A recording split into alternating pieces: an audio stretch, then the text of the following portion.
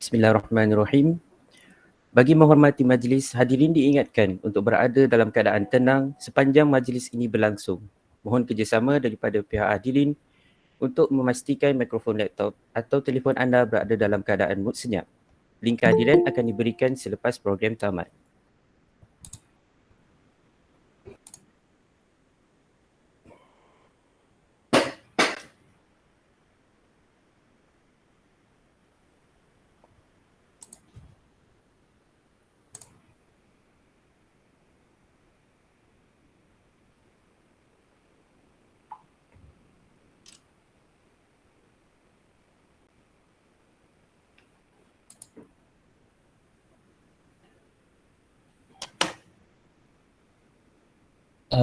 Kita nak mulakan sekarang ke?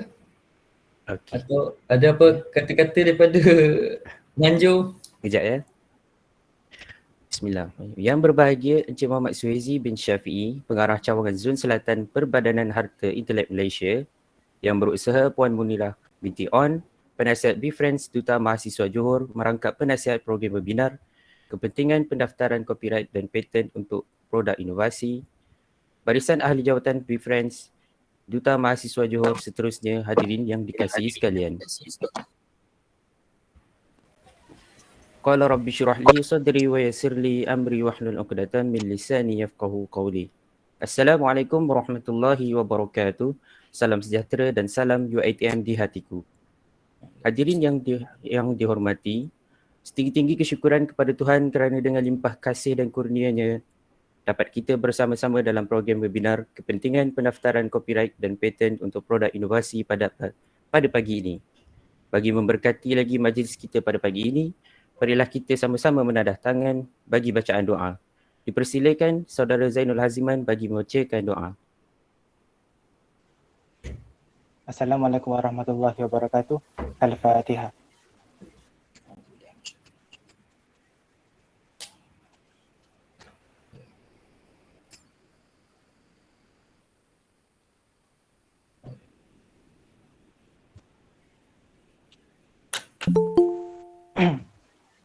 Bismillahirrahmanirrahim. Alhamdulillahirabbil alamin. Wassalatu wassalamu ala asyrafil anbiya'i wal mursalin wa ala alihi wa ashabi ajma'in. Ya Allah, Engkaulah yang mempunyai segala kepujian, Engkaulah yang berhak menerima segala kepujian, Engkaulah yang berhak menerima segala kesyukuran, Engkaulah yang memiliki segala pemerintahan. Kepada Engkaulah kami mohon dipermudahkan.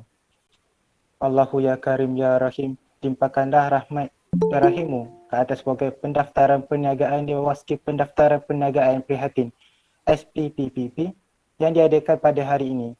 Berkatilah majlis ini dari awal hingga akhir. Ya Zal Jalali wal Ikram, kami juga memohon perlindungan daripadamu dari segala perkara yang boleh mencelakan majlis kami dan daripada segala perkara yang melalaikan kami dari berbuat taat kepadamu. Kepadamu juga kami serah segala urusan kami. Rabbana alaika tawakkalna wa ilaika anabna wa ilaikal masir. Rabbana atina fid dunya hasanah wa fil akhirati hasanah wa qina azaban nar. Wa sallallahu ala sayyidina Muhammad wa ala alihi wa ashabihi wa sallim. Walhamdulillahirabbil alamin. Amin amin amin ya rabbal alamin. Terima kasih Saudara Zainul Haziman atas bacaan doa sebentar tadi. Kalau pergi Tanjung Keramat, anak manis jangan diangkat. Bersama kita memohon rahmat, moga majlis mendapat berkat. Sebelum sesi ceramah dimulakan, saya ingin memperkenalkan mengenai BeFriends. BeFriends merupakan sebuah kumpulan mahasiswa yang menjalankan projek penternakan kelulut demi menjalankan projek keusahawanan yang berasaskan social enterprise. Kumpulan BeFriends ini terdiri daripada 16 mahasiswa dan seorang pensyarah dari pelbagai latar belakang. Hadirin yang dihormati, kini tibalah masa yang ditunggu-tunggu dijemput Encik Muhammad Suhaizi untuk memberikan ceramah beliau mengenai kepentingan pendaftaran copyright dan paten untuk produk inovasi. Dipersilakan.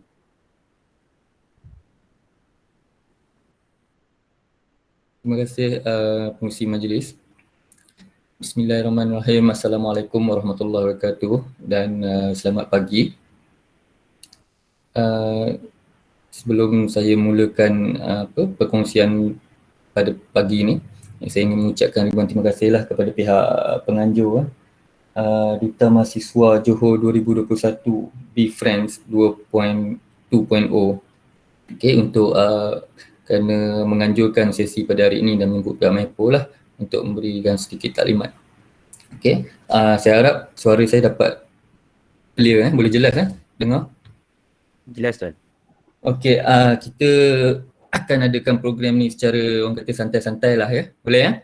Jadi kalau ada sebarang pertanyaan ataupun apa boleh interrupt je semasa taklimat berlangsung. Okey. Kita teruskan kepada taklimat kita, sesi perkongsian pada hari ini. Jadi tajuk kita adalah kepentingan perlindungan paten dan juga hak cipta kepada para inventor sekalian lah. Okey, jadi sebelum kita tahu, kita pergi lebih dalam pada paten dan hak cipta, kita kena tahulah apa itu hak cipta. Hak cipta ni apa itu harta intelek? Harta intelek ni kalau dia merangkumi semua paten, trademark, copyright semua tu.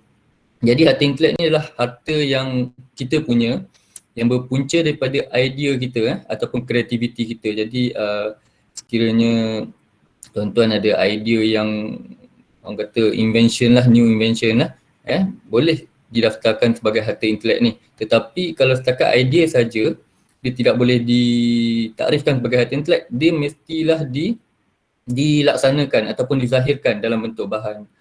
Misalnya kalau kita ada mencipta sesuatu barang, kita bukan setakat idea atas kertas saja.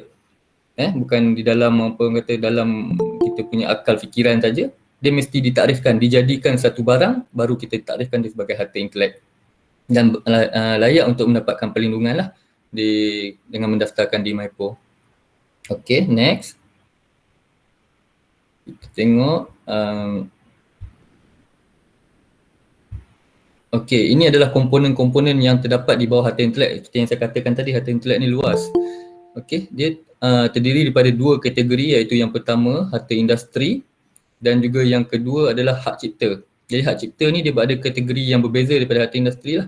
Di bawah harta industri kita ada patent, apa yang kita akan terangkan nanti. Kemudian ada kebentuk perindustrian. Yang ini saya ringkaskan lah. Kebentuk perindustrian ni adalah luaran. Dia punya rekaan luaran sahaja kita akan lindungi. Seperti contoh kat sini saya tunjukkan kereta, kenderaan kereta kat situ. Jadi luaran kereta, bentuk lampu, bentuk cermin tu kan, bentuk dia ada bentuk dia tu, itu yang kita protectkan. Jadi dia mesti unik lah, mesti cantik pada pandangan mata kasar, pandangan mata. Dia tak adalah bentuk kotak biasa kan, kereta bentuk kotak macam kotak sabun tu kan. Kotak kertas tu kita letakkan tayar, itu kita nak daftarkan sebagai kereta. Itu tak cantik pada pandangan mata, kita tak boleh daftar lah. Maipo akan tolak lah. Okey, kemudian dia tak ada nilai komersial lah kalau macam tu. Okey, kemudian kita ada bawah tu adalah trademark, cap dagangan. Okey, cap dagangan saya rasa mungkin juga akan berkaitan dengan tuan-tuan sebab ini adalah sekiranya tuan-tuan memasarkan produk madu kelulut yang tuan-tuan usahakan tu. Jadi mungkin kemungkinan masing-masing ada packaging sendiri dan juga ada jenama sendiri.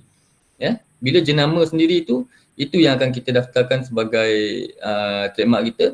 Dan apabila pengguna di luar sana nak beli, dia akan pilih sama ada dia akan membeli daripada apa yang saya nampak dekat sini, adakah pengguna akan beli madu kelulut ni daripada keluaran syarikat Nasuha atau syarikat Syaza ataupun syarikat tuan moderator, tuan pengurusi sendirilah. Saya sebutkan dua nama yang mungkin ada pada skrin saya lah. Okey, itu adalah trademark kita. Jadi mungkinlah berkaitan jugalah. Memang tuan-tuan buat perusahaan untuk dijual kan? Betul tak? Untuk dikomersialkan produk kelulut. Boleh saya tahu ada berapa jenama yang tuan-tuan pasarkan ataupun gunakan Be Friends sebagai jenama, satu jenama saja untuk memasarkan produk? Siapa-siapa mungkin boleh respon? Mungkin Puan Munirah ke Cik Faiz, Cik Faiz lah? Cik Faizuddin? Boleh tuan. Maaf saya tak dapat buka. Okey. Boleh dengar tak? Boleh dengar sekarang. Okey. Terima kasih tuan. Okey, untuk Befriends ni kita jual produk kelulun, madu kelulun ni apa tu di bawah satu branding lah, iaitu Befriends. Oh, Ah, gunakan ah, Waveframe sebagai produk terdiri daripada madu kelulut, sabun muka, sabun badan yang terdiri daripada oh, madu kelulut. dia berasaskan madu lah, produk-produk berasaskan madu. Betul. Okey, betul. Okey, jadi trademark tuan-tuan adalah Befriends. Okey. Jadi dari segi pendaftaran nanti kita tuan-tuan mungkin kena ni lah kemudian dari segi keboleh daftaran sama ada perkataan Befriends tu boleh daftarkan sebagai trademark ataupun tak, ataupun tuan-tuan hanya layak guna sebagai orang kata boleh guna je tapi tak ada perlindungan. Okey, itu kita tak masuk lah untuk sesi ni. Kemudian dekat sini ada petunjuk geografi. Ini adalah menunjukkan daripada mana, contohnya contoh dia ada special lah daripada macam madu kelulut ni, produk madu kelulut ni mungkin dia banyak dikeluarkan di kawasan katalah Johor Bahru, ya, diternak di kawasan Johor Bahru, kemudian dia memang establish lah, so kita boleh daftarkan di bawah madu kelulut Johor Bahru. Dia ada kawasan petunjuk, dia ada kawasan geografi dia yang kita nyatakan dalam permohonan. Okey, yang seterusnya adalah hak cipta yang sebelah sini, ya. Okey, adalah hak cipta. Hak cipta ni adalah apa-apa karya yang kita buat, yang kita sediakan, ya. Sama ada karya bertulis, karya seni lah, karya bertulis, karya lagu, muzik, filem kan, dia boleh dimasukkan di bawah karya hak cipta ni. Jadi yang ini dia tidak ada semakan keboleh daftaran, cuma tuan-tuan hanya perlu depositkan pada MyPo untuk simpanan saja dan sebagai rujukan lah, dan boleh ditengok oleh pihak lain dalam mengeluarkan karya sama ada karya mereka itu sama ataupun tidak dengan apa yang tuan-tuan dah daftarkan pada kita. Okey, saya teruskan. Maaf tuan, slide tuan tu dia sebab mungkin tak full screen, jadi dia nampak kecil.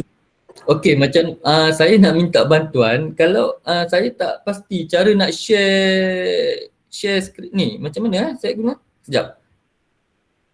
Semula saya nak share dekat sini sebab saya tak biasa pakai Google Meet ni. Saya perlu entire dia entire screen window tab.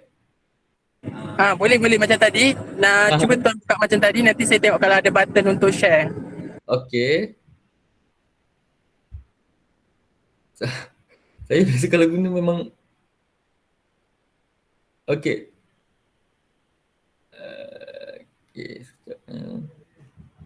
Sekejap saya buka balik slide tadi.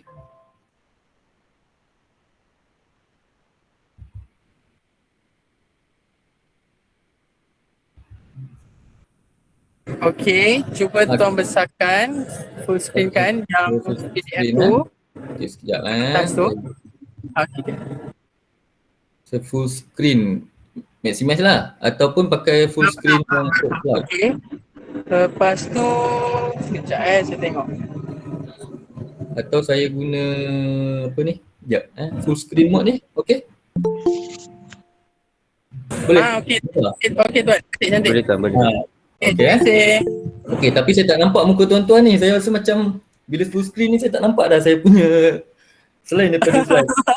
Tak nampak. Tak apa, saya pusing ke sebelah sikit lah. Ada satu screen lain saya buka untuk tengok tuan-tuan lah. Okey. Nampak tuan moderator. Okey, next kita dah sampai sini kan tadi. Jadi kita kita masuk pada pattern lah. Okey, saya ingat pattern ni yang ni tak ni sangat lah. Mana-mana yang agak ni kita akan skip lah Atau pattern 1983 kita ni.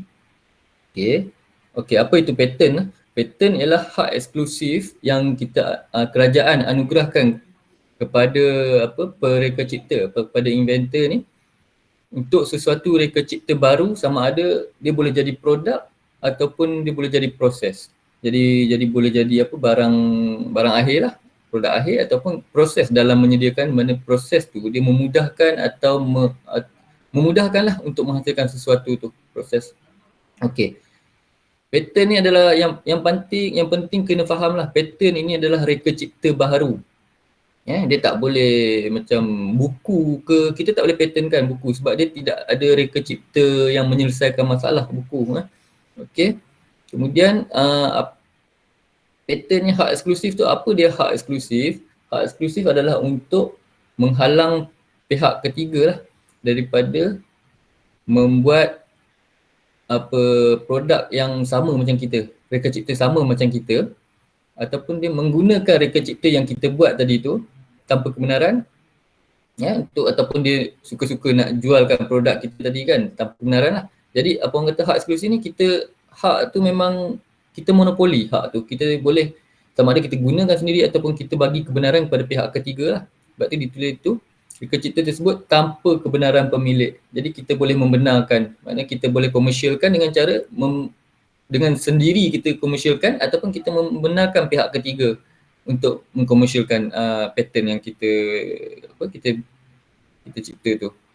Okey. Kemudian ini adalah kriteria pemberian patent. Mana kriteria dari segi permohonan patent, tuan-tuan kena pastikan yang patent reka cipta yang tuan-tuan buat tu mesti baru di dunia. Dia bukan di Malaysia saja. Mesti baru di dunia. Jadi macam mana kita nak tahu baru? Kita kena buat semakan.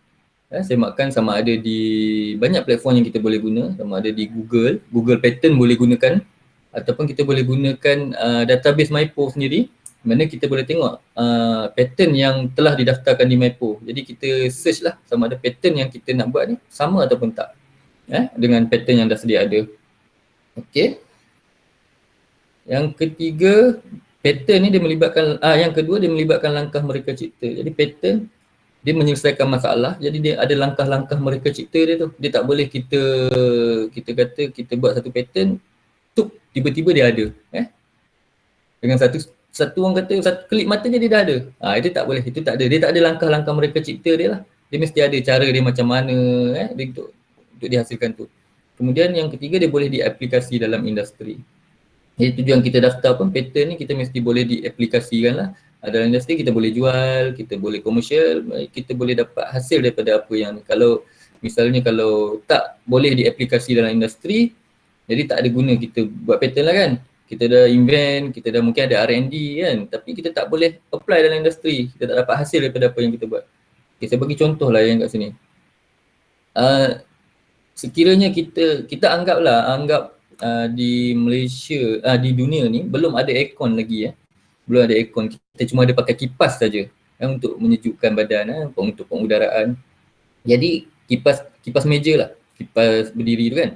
Jadi kita cuma ada tu, jadi kita satu idea keluar untuk menyejukkan ruang udara tu, jadi kita cipta aircon. Jadi cipta aircon, kita nampak potensial memang ada lah kan, boleh di-apply dalam industri. Betul.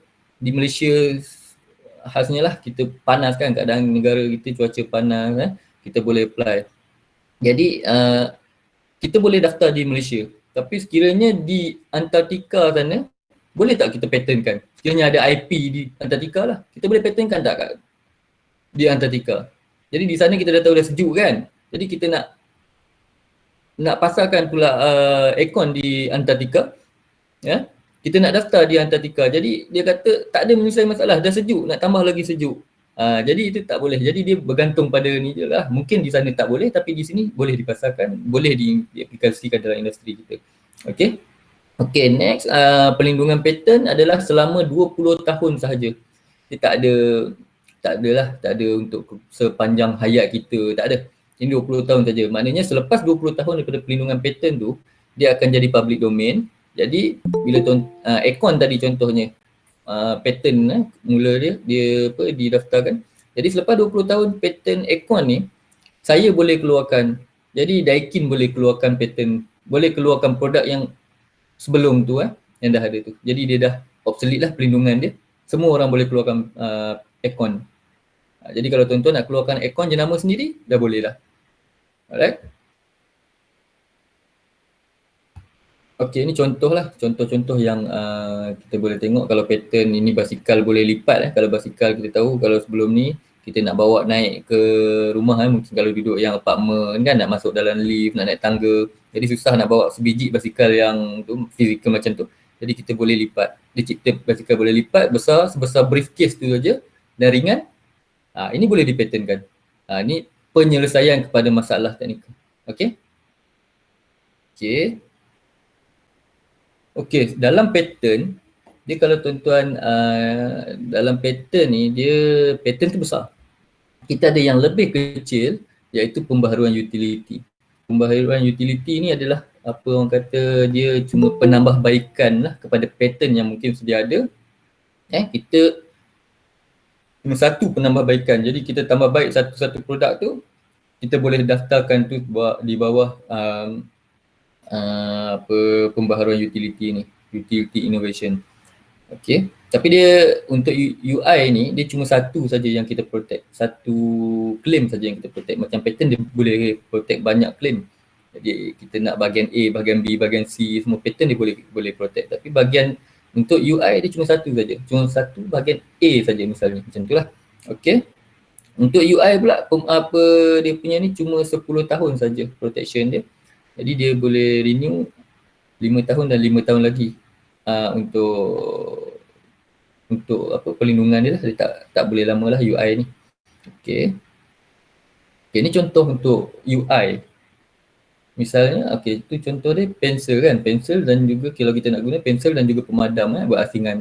Tapi dia buat penambahbaikan pensel, di hujung belakang pensel tu diletakkan pemadam.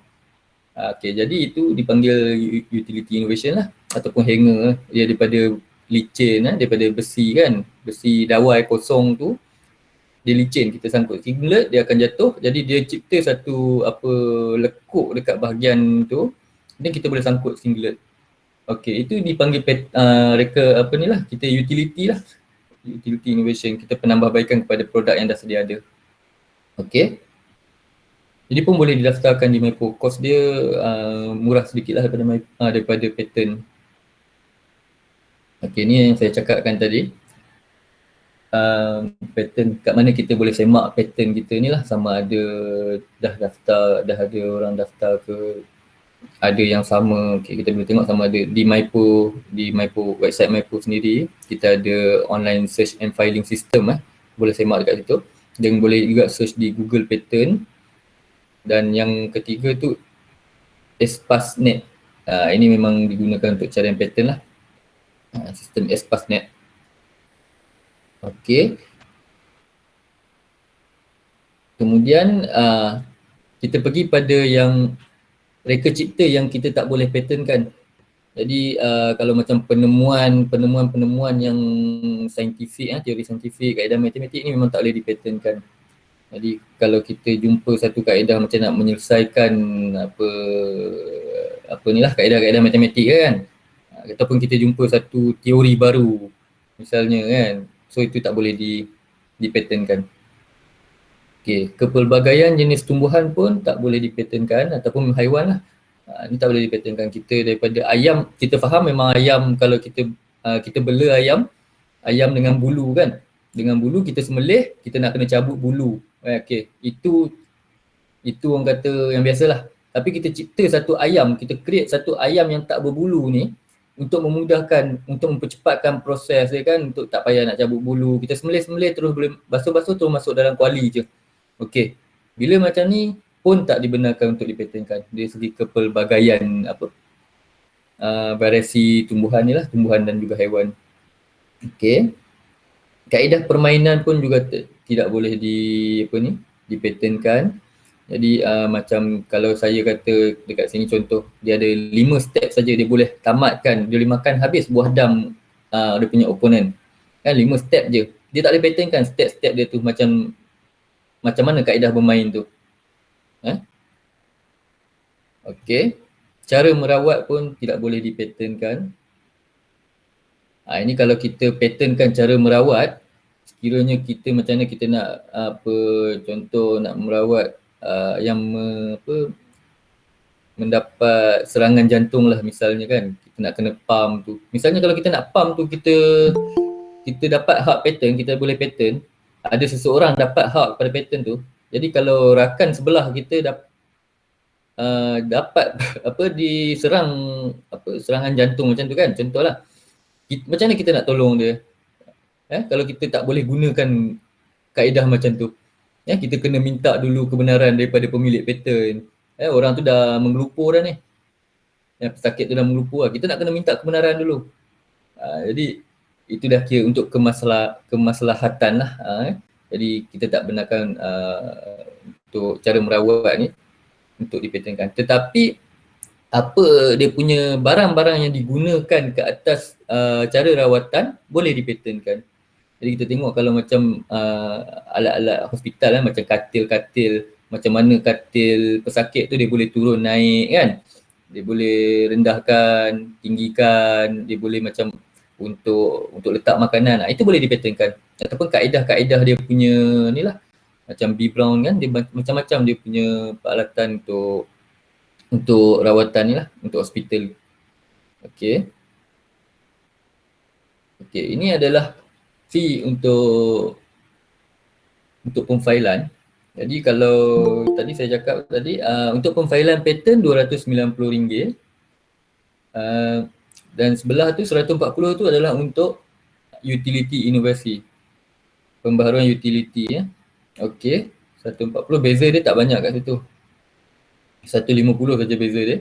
Ini perbezaan harga dia cuma pada sini saja. Tetapi apabila tuan-puan nak memohon untuk carian dan pemeriksaan oleh pihak MYPO, harga dia 1,100 untuk paten dan juga untuk utility inovasi adalah sama.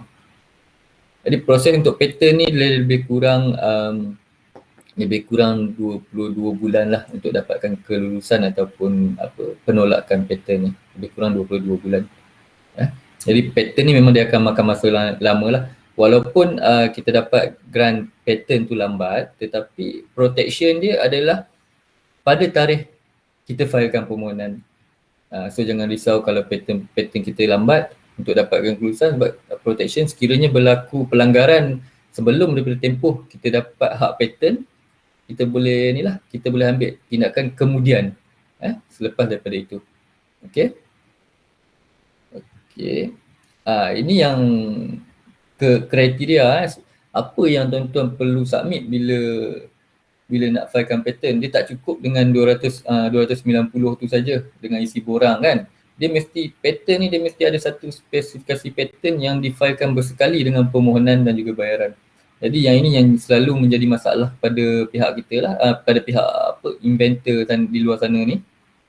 Bila tak mampu nak menghasilkan patent spec yang orang kata secara individu lah, secara bersendirian nak hasilkan ni. Sebab ni dia mesti nanti kadang-kadang dia punya tak capai maksud apa yang kita nak patentkan tu. Sebab ni kalau kita gunakan khidmat pihak ketiga untuk sediakan spek paten ni kemungkinan harga dia charge untuk spek paten ni saja mungkin antara 5,000 hingga 25,000 macam tu lah. 5,000 ke atas lah. Mungkin 10,000, mungkin 15,000. Bergantung kepada jenis paten yang kita nak daftarkan. Kalau sains mungkin mahal, kalau paten engineering mungkin ada sikit dia punya harga, mungkin murah sikit kan. Itu dia punya ni.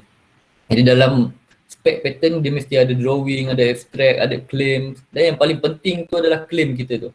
Yang tu yang paling penting. Kalau kita salah claim, paten kita tak tak diprotect secara orang kata secara betul lah. So itu claim tu yang susah. Okey. Ini contoh dia. Contoh apa yang ni lah. Ini adjustable high chair. Dia ada field of invention, background. Kemudian ni claim. Ini yang saya katakan claim ni. Kalau untuk patent kita boleh 10 claim. Kat sini kita ada nampak 5 kan. So dekat patent kita boleh banyak claim kita boleh ni. Tapi kalau untuk utility innovation cuma satu sajalah. Claim yang pertama saja dia boleh claim lah. Kalau dia ada penambahbaikan satu je. UI. Okey. Ini dia punya abstract. Dia memang kena ikut format yang kita sediakan. Dia ada drawing dia ada numbering, nombor-nombor ni dia nyatakan dalam dia punya tu lah. Alright. Ini contoh pattern yang dah ada. Ini pattern ni adalah adjustable cup holder. Ini contoh yang dah ada lah yang kita boleh tengok. Cup holder tapi dia buat adjustable. Adjustable mungkin banyak. Adjustable card holder ni mungkin banyak, tapi dia ada ciri-ciri lain yang menyelesaikan masalah, tu yang dia daftarkan. Okay. Okay, ini disposable teacup shape paper cup holder. Ni macam ni, paper cup holder dia ni, paper cup holder. Disposable. Okay. Ni pun contoh lagi lah, beverage cup carrier. Kalau kita tengok yang dekat, macam kalau kita pergi McD ke apa kan, dia bagi yang dalam bekas cawan, bekas cup kan, macam bekas telur kan. Macam tu lah contohnya lebih kurang lah. Okay. Ini dia evolusi dia. Pattern ni mungkin kalau kita tengok pada peringkat awal, yang pertama tu pisau cukur tu, peringkat awal, dia pisau je. Okay, dia pakai manual. Kemudian dia upgrade, pisau dia boleh buka, boleh ganti kan. Kemudian dia sampailah sehingga sekarang ni macam mana dia pakai elektrik, pakai bateri bateri operated kan. Kita dengan 4 mata, 5 mata mungkin untuk lebih, orang kata lebih licin. So dia evolute lah daripada evolusi dia daripada awal tu sampai ni, dia sentiasa nambah baik dia punya pattern tu. Okay. Alright. Ni carta dia kita tak payah tengok apa. Ini. Alright. Panjang carta dia kan kalau tengok ni. Ni lebih kurang 2 tahun ni. Okay. Kalau ada nak tanya berkaitan pattern sebelum saya masuk pada hak cipta, ataupun saya habiskan dulu nanti kita bincang. Kalau ada nak tanya. Okay. Okay, kemudian kita masuk pada hak cipta. Hak cipta ni adalah kata hak eksklusif yang untuk karya. Untuk karya, ini kita kena faham. Jadi ramai pihak yang mungkin terlibat dengan KIK, kumpulan inovasi lah yang masuk pertandingan inovasi, dan juga researcher. Jadi bila dia buat sesuatu pattern untuk masuk pertandingan, jadi untuk mendaftarkan pattern mahal, harga mahal. Jadi dia ambil jalan ni lah, jalan shortcut daftarkan di bawah hak cipta. Tapi kena ingatlah, hak cipta ni dia tak melindungi fungsi-fungsi yang menyelesaikan masalah tu. Jadi bila kita dah disclose dalam hak cipta, jadi kemungkinan bila tiba masa kita nak daftarkan pattern, benda tu dah jadi tak baru. Tak baru di dunia, jadi dia dah orang kata menyebabkan hilanglah kelayakan kita nak patternkan nanti. Okay. Hak cipta ni dia beri perlindungan hak cipta ni untuk karya-karya lah, karya-karya seni. Dia cuma penulisan je. Dia kalau kita macam spek pattern kita tadi tu, kita nak letakkan pada seni, jadi dia boleh menyebabkan karya pattern kita tu tak baru lagi. Okay, ini adalah karya-karya hak cipta yang dilindungi lah, yang boleh didaftarkan. Dia sama ada sastra ni lah, apa-apalah, buku ke kan, buku kita, novel, buku teks sekolah boleh daftarkan. Ataupun daripada website kita, konten website kita daftarkan bawah karya sastra. Macam Befriend ni sendiri, kalau ada keluarkan pamphlet, brochure tu, kalau ada konten-konten yang tak nak ada pihak lain gunakan, boleh daftarkan di bawah hak cipta ni. Konten-konten tu, cara dia punya appearance dia lah, cara susun atur konten dalam tu kan. So boleh daftar di bawah hak cipta. Okay. Ataupun rakaman bunyi, muzik, filem, seni, siaran. Ini semua yang di bawah ni lah, berkaitan dengan kesenian. Okay.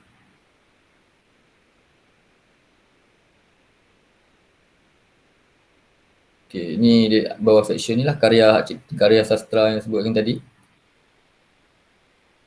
Okay, kalau ada surat-surat yang kita kirim antara ni dulu kan, surat-surat tu pun kita boleh daftarkan sebagai hak cipta juga, supaya tak digunakan. Macam karya-karya kita letak di Facebook lah. Contoh kita ada letakkan di Facebook ke apa kan, media sosial kan senang orang copy paste kan. So kita boleh daftarkan untuk dapatkan perlindungan ni lah. Untuk ni, so orang tak boleh sesuka hati copy paste letak tanpa ada kredit ataupun dan sebagainya. Okay. Okay, karya muzik apa-apa je lah yang digubah untuk iringan muzik, karya muzik. Okay, karya grafik yang ini daripada apa ni, karya-karya macam lukisan apa ni lah. Dia tak kira kualiti seni pun. Cantik ke tak cantik ke, asalkan itu adalah kita yang create karya tu, kalau kita nak daftarkan aja. Jadi draft pun kita boleh daftarkan je. Okay. Filem Ramli, filem sekarang ni lah. Apa-apa ni semua boleh didaftarkan. Okay, rakaman bunyi lagu ni, rakaman bunyi lagu. Kalau ada buat lagu mungkin lagu tema untuk Be Friend kan. Lagu tema untuk Be Friend boleh daftar buat hak cipta ni. Okay. Tadi mana tadi? Ni. Okay ni. Ini siaran lah atau ni. Apa wireless ataupun ni lah. Okay, siaran. Okay. Dia karya ni dia ada dua. Tadi yang saya sebutkan tadi adalah karya asal daripada kita. Karya original daripada kita. Yang kedua ini adalah karya terbitan. Karya terbitan ni adalah karya yang diterbitkan daripada karya asal. Contoh macam terjemahan. Tuan-tuan terjemahkan karya, misalnya karya daripada luar negara lah, daripada English punya tulisan kan, terjemahkan kepada bahasa Melayu, tapi nak terjemahkan tu kena dapat jugalah kebenaran daripada karya asal tu. Jadi boleh daftarkan terjemahan tu di Malaysia lah. Terjemahan dalam bahasa Melayu tu boleh daftarkan juga. Okay.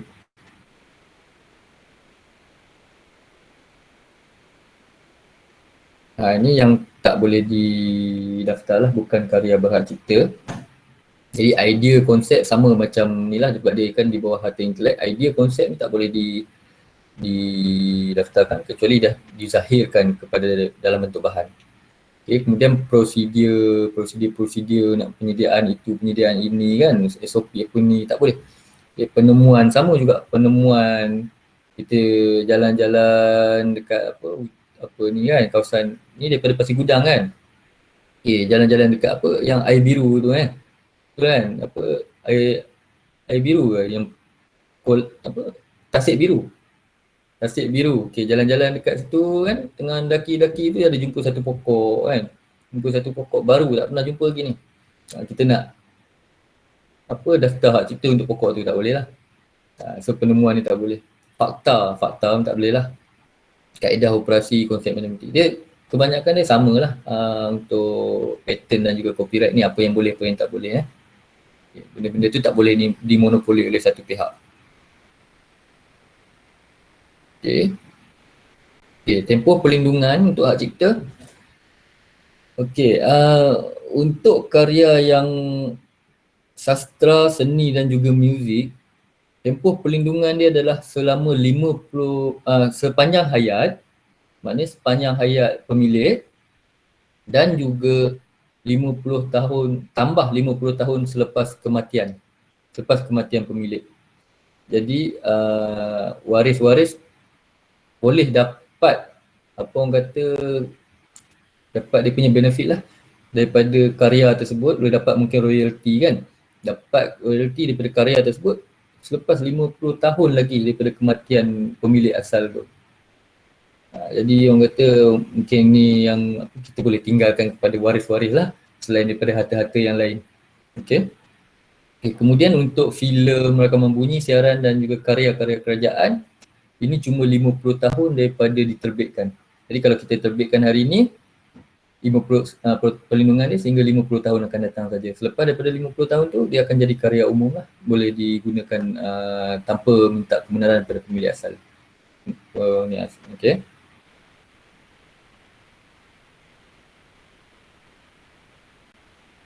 Okay, kemudian ini kebaikan dia lah.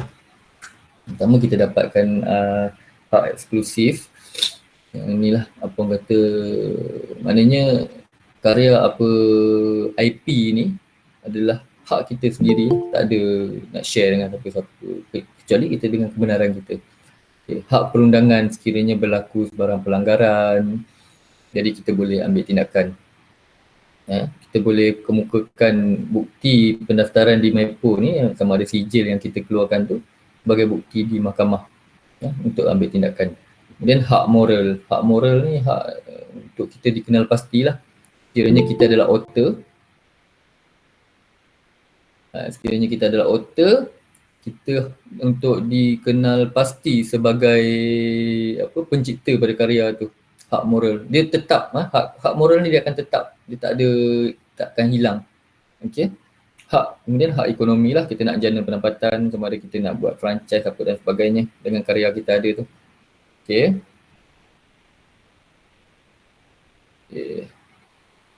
Okay, ni hak eksklusif yang dikatakan tadi ni. Kita boleh pengeluaran semula dalam apa-apa bentuk bahan. Jadi kalau kita daftarkan karya misalnya dalam sastra, karya misalnya dialog filem lah. Dialog-dialog dalam filem kan, skrip filem kan.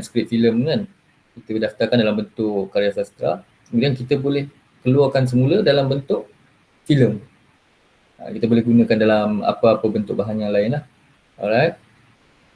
Kita boleh terbitkan semula, tunjukkan kepada awam. Jadi kalau macam tuan-tuan buat dekat farm, dekat farm tu, kalau tuan-tuan pasang lagu Siti Nurhaliza ke apa kan, tuan-tuan kena hati-hati. Jadi sekiranya itu adalah lagu yang berhak cipta, kalau pasang untuk kata misalnya ada pelanggan orang panggil pelawak yang masuk situ untuk hiburan pelawak kan. So benda tu adalah karya berhak cipta. Jadi kalau nak pasang lagu di tempat awam macam tu, perlu dapatkan kebenaran daripada pemilik asal. Jadi sekiranya kalau didapati tak dapat kebenaran, mungkin secara percuma atau berbayar, jadi sekiranya ni pihak pemilik ni boleh minta ganti rugi. Jadi benda tu kena jaga-jagalah. Okay, kalau macam kat Facebook kita dah tahu dah, kalau kat Facebook kita letak lagu apa-apa pun, kalau ada yang ni dia akan block kan, Facebook akan block. Itu biasa. Jadi kita tak apalah yang tu, sebab dia automatic block. Okay, hak moral ni yang saya buat tadi, hak moral pencipta ni dipegang selama-lama oleh pencipta. Dia kekal, benda ni hak integriti dia kekal. Sama ada dikenali sebagai apalah, nama pena dia ataupun nama sebenar dia. Okay. Hak ekonomi, pengeluaran semula dalam apa bentuk bahan pun, menerbitkan karya, membuat pertunjukan kepada awam, membuat siaran, membuat apa-apa penyesuaian atas karya tersebut dan juga menyewakan. Okay.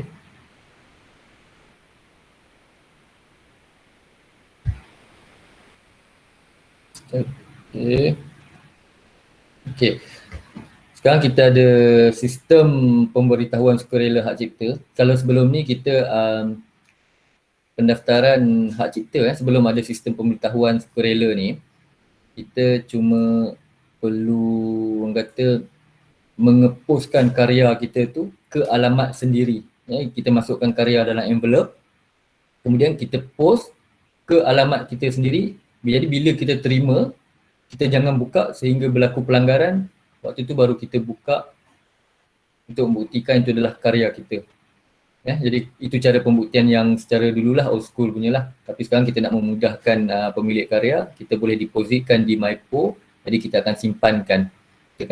Sekiranya berlaku pelanggaran, kita boleh extract lah, dapatkan maklumat di MyPo untuk dikemukakan kepada mahkamah untuk kes-kes pelanggaran. Okey. Kalau di studi kita tengok sebagai bukti prima facie keempunyaan karya hak cipta, maknanya diiktiraf lah. Jadi MyPo pun kita tahu memang satu saja badan yang menguruskan pendaftaran IP ni. Jadi memang sijil yang dikeluarkan oleh pihak MyPo tu dah diiktiraf, mempunyai sebagai bukti prima facie, diterima lah. Okay. Okay, ni saya skip. Okay, ni contoh dia. Contoh ini adalah notis pemberitahuan dan ini adalah sijil. Ini lebih kurang 6 bulan lah kita akan proses untuk keluarkan sijil. Jadi sekiranya tak ada isu kita tak tengok pada isu pelanggaran, kita cuma tengok kepada formality borang lengkap tak lengkap, format kan. Kemudian kita akan keluarkan sijil pendaftaran hak cipta.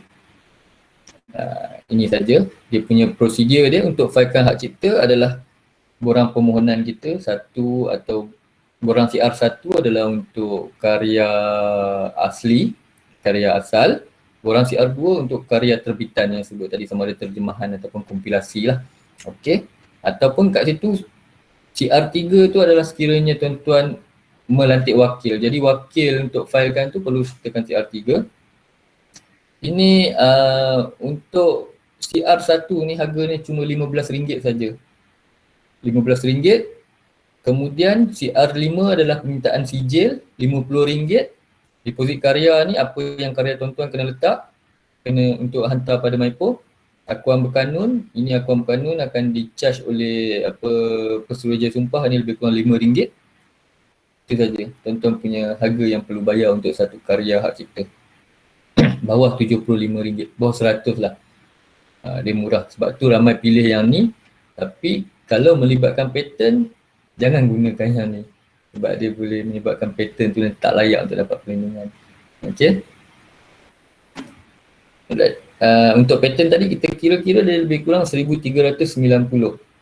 Untuk hak cipta dia cuma bawah RM100. Jadi mudah untuk difilekan lah. Okey. Itu saja untuk pattern dan juga copyright lah untuk hak cipta. Jadi kat sini tadi saya ada nampak soalan. Sekejap ya. Saya ada nampak soalan.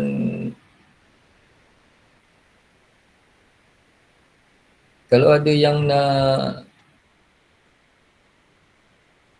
Tuan kejap ya. Tuan dah habis ya? Ya, dah habis. Berakhirnya ceramah yang disampaikan oleh Encik Muhammad Suhaisi berkaitan kepentingan pendaftaran copyright dan paten untuk produk inovasi. Hadirin yang dihormati, program diteruskan dengan sesi soal jawab bersama penceramah. Hadirin yang mempunyai soalan berkenaan tajuk pada hari ini, anda boleh mengemukakan soalan di ruangan chat yang disediakan. Okey, sambil-sambil tu saya kat sini saya ada dua soalan. Saya bacakan soalan. Sepanjang hayat plus 50 tahun maksudnya 50 tahun mula dari kematian pemilik tu ya. Okey, maksudnya sepanjang hayat 50 tahun, bila katalah kita pencipta tu meninggal hari ini, jadi 50 tahun lagi daripada tarikh mati kita ni adalah layak untuk waris mendapat hak, menuntut hak itulah royalty tu. Kematian pemilik tu betul. Okey. Soalan kedua, apakah akan terjadi kalau cap dagangan gagal diperbaharui mengikut tarikh yang sepatutnya? Okey, ini berkaitan dengan cap dagangan lah, tak ada termasuk dalam kita punya sesi ni, tapi tak apa saya jawab kan. Jadi kita biasalah apa-apa pun kalau mati kita mesti dibuat pembaharuan lah, di-renew sebelum daripada tarikh mati tu, tarikh expired tu. Jadi sekiranya berlaku renewal selepas daripada tarikh, kita ada untuk renewal kita ada 3-4 situasi lah. Yang pertama, situasi pertama kita renew on time. Untuk trademark harganya RM950, RM1,000 untuk on time. Untuk dalam tempoh sebulan daripada tarikh expired, saya tak ingat harga tapi dia ada harga lain. Saya ingat kalau tak salah dalam RM1,500. Okey. Kemudian mungkin RM1,200 kot. Lepas daripada sebulan expired dan sehingga setahun, itu dia ada harga lain.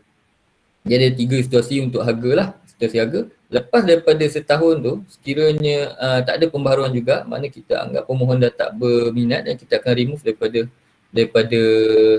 daftar kita lah. Jadi sekiranya pemohon nak juga cap dagangan tersebut, jadi dia perlu membuat permohonan semula. Dan permohonan semula ni dia akan daripada asal lah. Daripada asal, makna mungkin dia kena buat carian dan semakan semula. Dia akan jadi, proses tu akan jadi nak dapatkan pemilikan semula tu jadi panjang lah. Adakah trademark, soalan seterusnya, adakah trademark boleh dipindah milik? Ya, trademark boleh dipindah milik. Itu kita punya ni lah, maknanya benda ni dia boleh sumber pendapatan jugalah kepada pemilik trademark. Jadi kalau dia dah tak nak berniaga dah ni, boleh dijual, boleh dilesenkan, boleh juga dibuat franchise. Kita boleh jual pada siapa-siapa. Pindah milik ni mungkin kita boleh jual kepada pihak ketiga yang tak ada kena-mengena, ataupun kita boleh pindah milik kepada waris.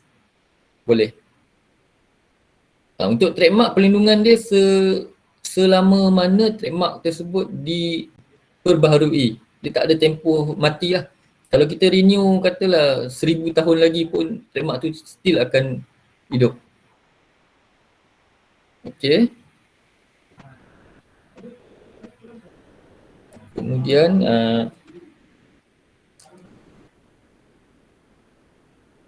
soalan seterusnya, macam mana kalau seseorang itu menghasilkan suatu produk yang pernah dipasarkan oleh orang lain tapi berjaya didaftarkan oleh MyPo? Mungkin kesalahan sistem. Dah ada jawapan dah ni, mungkin kesalahan sistem. Macam mana kalau seseorang itu menghasilkan satu produk yang pernah dipasarkan oleh orang lain tapi berjaya didaftarkan oleh MyPo? Yang ini mungkin kalau berkaitan pattern, kalau berkaitan pattern, maksudnya saya ingat yang ni berkaitan pattern lah kot. Yang pernah dipasarkan maknanya benda tu prior art dia dah ada. Cuma mungkin prior art dia tu tak orang kata tak terlalu expose lah. Maknanya bila kita check dekat website, kita check dekat Google kan, kita cari Google, benda tu memang tak ada. Walaupun tak daftar, kita cari memang tak ada. Jadi kita anggap benda tu memang tak ada prior art lah. Tak ada artikel-artikel yang wujud sebelum daripada yang didaftarkan di MyPo tu.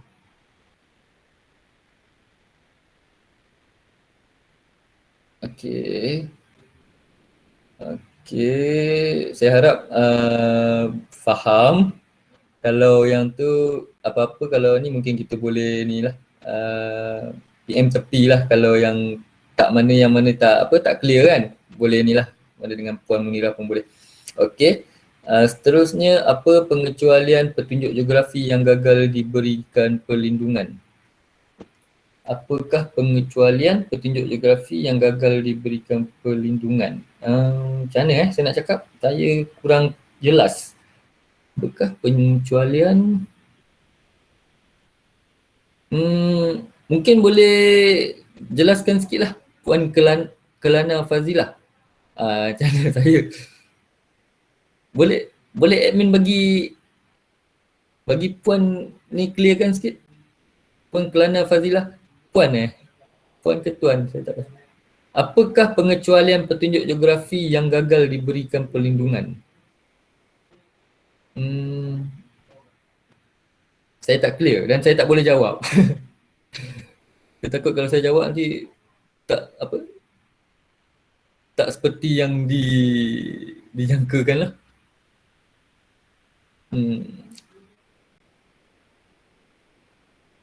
Saya bagi sikit lah untuk berkaitan petunjuk geografi. Petunjuk geografi ni, hak milik petunjuk geografi ni adalah hak milik komuniti. Pemohonnya adalah mesti komuniti. Ataupun kalau dia nak pemilik tunggal individu, dia mesti adalah orang yang dominan mengusahakan apa yang nak didaftarkan sebagai petunjuk geografi tu. Misalnya sebagai contoh, misalnya ini contoh yang Musangking. Misalnya Musangking, kita memang didaftarkan di bawah petunjuk geografi Musangking Malaysia.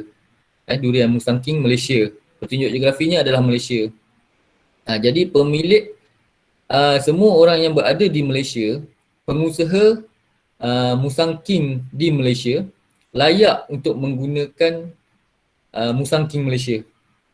Jadi dia mesti penggunaan dia adalah komuniti. Dia bukannya penggunaan secara individu. Jadi bukannya kerajaan saja yang boleh keluarkan Musangking lah. Pihak kerajaan Malaysia saja, tak ada. Ini pengusaha pekebun Musangking memang boleh keluarkan.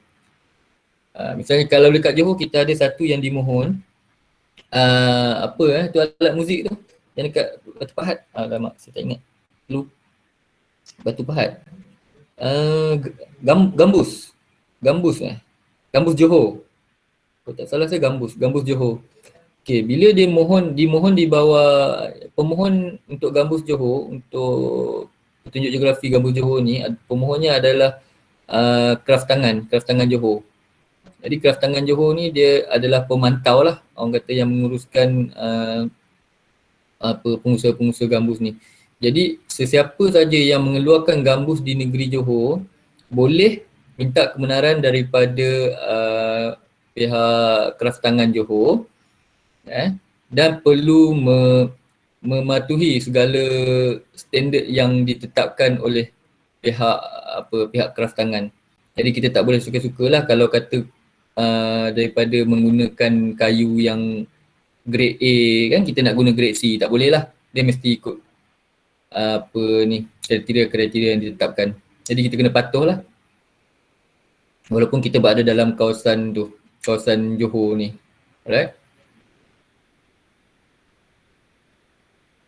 Okay.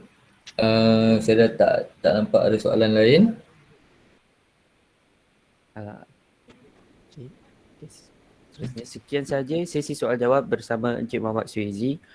Terima kasih diucapkan kepada mereka yang telah memberikan soalan. Kami berharap agar para peserta dapat menambah ilmu pengetahuan dan maklumat penting agar berguna pada masa akan datang. Majlis diteruskan dengan sesi bergambar. Para peserta diminta untuk membuka kamera anda.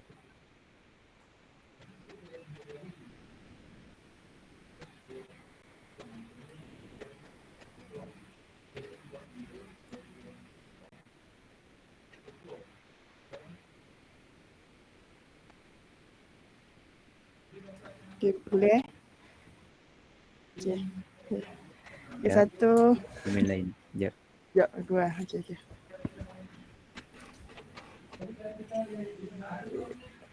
Boleh kot. Okay. Okay, satu, dua, tiga. Sekejap, satu lagi. Okay, satu lagi. Okay. Satu, dua, tiga. Okey, cantik. Terima kasih. Bunga dedap di atas para adat dusun pasang pelita. Andai tersilap tutur bicara, jari disusun maaf dipinta. Jutaan terima kasih kepada semua peserta yang hadir pada program ini serta Encik Muhammad Suhaizi kerana turut sudi meluangkan masa sebagai penceramah dalam program anjuran pihak BeFriends Duta Mahasiswa Johor bersama pihak MyIPO Johor. Sekian, wabillahi taufiq wal hidayah. Wassalamualaikum warahmatullahi wabarakatuh. Majlis bersurai. Terima kasih semua. Terima kasih Tuan. Terima kasih Tuan. Terima kasih Tuan.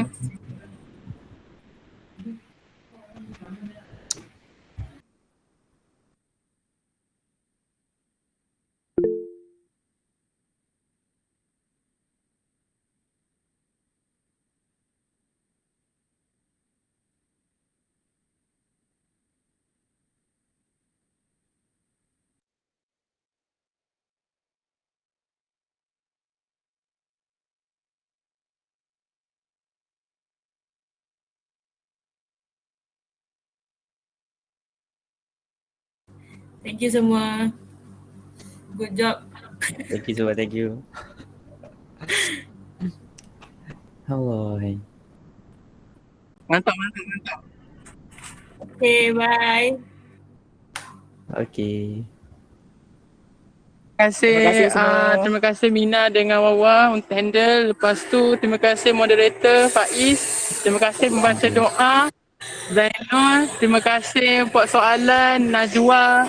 Terima kasih Ain, Record dan seorang Amila. Terima kasih Syazal. Link. Terima kasih Amir ambil gambar. Terima kasih semua, ada tak yang tertinggal? Sebenarnya tak ada. Okay, terima kasih semua. Okay. Ada kat tu Dan.